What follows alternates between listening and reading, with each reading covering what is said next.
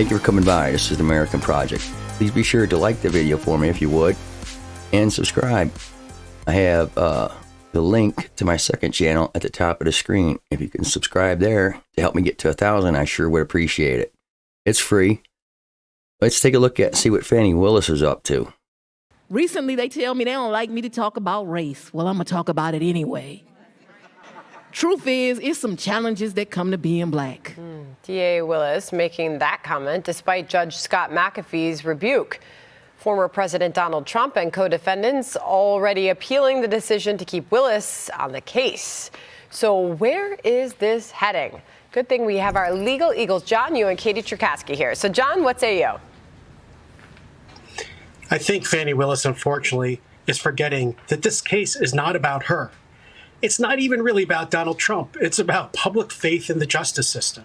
And when a judge orders a prosecutor not to talk about race, not to throw around racial accusations, and then the DA does it anyway, then she's undermining public faith in the integrity of justice. She's actually demonstrating the kind of disregard for the courts that she was when she was testifying. And the job of the prosecutor ultimately is to make sure that the public has faith in the decisions of the courts and the justice system. And she's undermining that. And that's going to, I think, undermine her ability to carry out this trial. And it's only going to help Donald Trump. Considering everything John just said, Katie, why do you think she said this?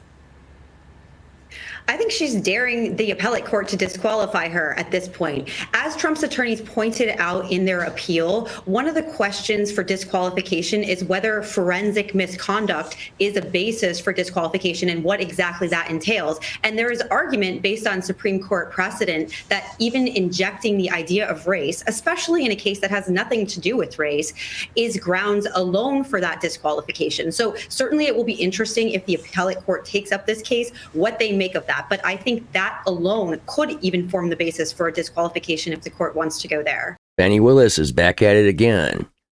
The Fulton County District Attorney Fani Willis spoke about race in a speech on a Friday, seemingly in response to part of Judge Scott McAfee's recent order that said she could remain on Donald Trump's Georgia election interference case.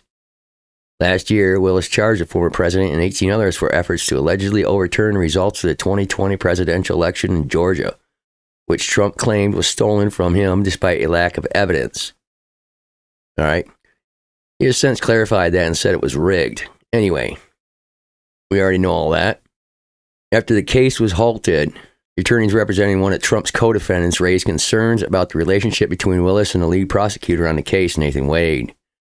Willis then found herself at the center of a political ethics violations related to the alleged affair, which she was critiqued from the judge about her speaking publicly about issues, especially to do with race. And she's back at it again. And so there's a lot of noise coming out that she might end up finding herself with a gag order. Willis previously rejected accusations and said during a speech in January at Atlanta church that her critics were playing the race card, given that they had singled out Wade, who was black. Okay, so as part of his March 15th ruling, McAfee focused on Willis' January speech and noted that the district attorney described the effort to disqualify her as motivated by playing the race card. On Friday, Willis appeared at the South Fulton Woman of the Shield Awards, where she said during a speech, "It's hard out here always having to prove yourself 2 and 3 times. Recently, they tell me they don't like me to talk about race. Well, I'm going to talk about it anyway. Truth is, there are some challenges that come with being black, and I see so much greatness in this city that has so many great African-American leaders, and I appreciate all of the sacrifice that you all have had to make to be in these positions." In his order, McAfee took issue with Willis's comments that she and Wade were being scrutinized because of their race. Willis later said she was referring to the defendants. However, McAfee said making a distinction was unclear due to Willis's reference to so many others, and they, in her January speech. In these public and televised comments, the district attorney complained that a Fulton County commissioner and so many others questioned her decision to hire Wade. When referring to her detractors throughout the speech, she frequently utilized the plural they. The state argues the speech was not aimed at any of the defendants in this case. Maybe so, but maybe not. Therein lies the danger of public comment by a prosecuting attorney, Judge McAfee wrote. John Clifford Floyd III, Willis's father, testified in February that Willis was forced to move from her South Fulton home after being harassed and receiving death threats. The South Fulton police brought a man with a dog because there were so many death threats. Once Willis moved, she kept the location of her new home secret from her father due to the threats that he testified about. On Friday, Willis also thanked officers for keeping her and her family safe. I have put extra strain on this police department because you've had to take extra steps to make sure we are safe, she said. Over the last 3 years now, I love this police department like no other. I put a lot of burden on this police department and some of the women that are here today. You all have gone out of your way to make sure that me and my girls were safe, and that has been very muchly appreciated. Now, Trump's attorneys have appealed McAfee's decision for Willis to remain on the case, arguing that the trial court erred as a matter of law by not requiring dismissal and DA Willis's disqualification.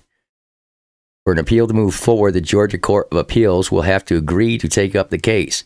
Willis's office also has 10 days to respond to the application, which they may oppose. So, no trial date has been set yet, but she is speaking out in the public, and it's going to cost her, problems sooner or later. I don't know why she's doing it. She had it made. I mean, he already gave her a lot of leeway, but she's went right back out and done it again. I don't think she's playing it safe. I don't think I would have done that. That's for sure. I would have just kept my mouth shut and went about my business and tried to keep a low profile. Okay, here's a couple more clips for y'all to look at. Check this out. It's still going on, and there's some new people that are talking about her and pushing her agenda. It's some sisters getting ready to clean up. That Fani Willis and Judge Tanya Chutkin, they some showing up she-rolls. Them my sisters right there. You hear me? Because neither of them are going to get caught up in the privileged orange perspective of a tyrant criminal. And you can stop, you can stay, you can delay all you want. Them sisters said this stuff going to get cleaned up today. And if anybody can clean it up, you know it's gonna be some sisters. There's some stuff that needs to get clean. Just this week, we saw a group of white attorneys trying to publicly lynch District Attorney Fani Willis in all her black womanness on national TV. Well, it ain't about Fani. The lynching wasn't just about the person that was hanging from the lynching tree. The lynching was a message to let us know that there go you if you don't stay in your place. I think we have a new black history figure that will go down in the history books. Her name happens to be Fani Willis. That woman has a backbone. She said, I came running down here. At some point, you just can't let lies continue to be said about you. Amen. It's important for us to have pride in who we are. Long before there was a Fani Willis, there was a man in the Bible who said what he said and stood by what he said. And if you go to John chapter 9, we find that there was a man born blind. Now understand, before you read chapter 9, if you go back and read chapter 8, you find that the Pharisees were very angry with Jesus. They were trying to set Jesus up, just like Trump's attorneys were trying to set up Fani Willis and trying to make Jesus say something that would get him in trouble. Ooh, ooh. She killing it, ain't she?